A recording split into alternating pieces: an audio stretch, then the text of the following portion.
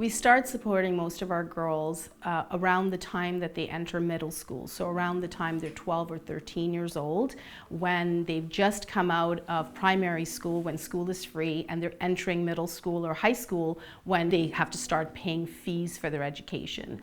So we support them all through the 3 years of middle school, and as we've evolved into a charity, we want to support them all the way through to college and potentially even into university, so that we can see them through the full cycle of education and empowerment. Education is free for children up until grade 8. So school attendance is very high, and India has been very successful in keeping children in primary school.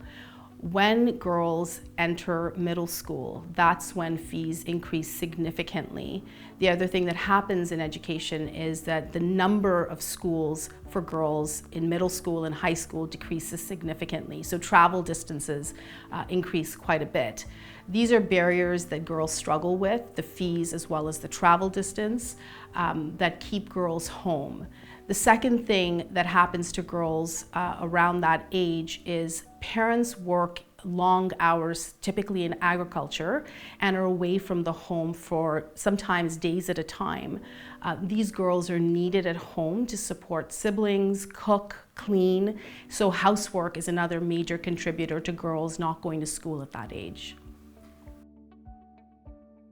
They're helping their parents with management of their younger siblings or an ailing grandparent. The other real threat to them is that they are a burden to their parents financially, and marriage at a young age becomes a real possibility. None of our work would be possible if it wasn't for the Grameen Foundation India. The Grameen Foundation India was inspired by the work of Dr. Muhammad Yunus, who won the Nobel Prize for the concept of microloans for women. So the Grameen Foundation India has focused on creating programs to alleviate poverty through digital financial literacy. They are deeply immersed in communities in India, particularly in rural India. And what they had discovered was a lot of the girls of the women they were helping to come out of poverty were themselves dropping out of school. So together with the Grameen Foundation, we created an education sponsorship program that funds the education of girls who are at highest risk to drop out.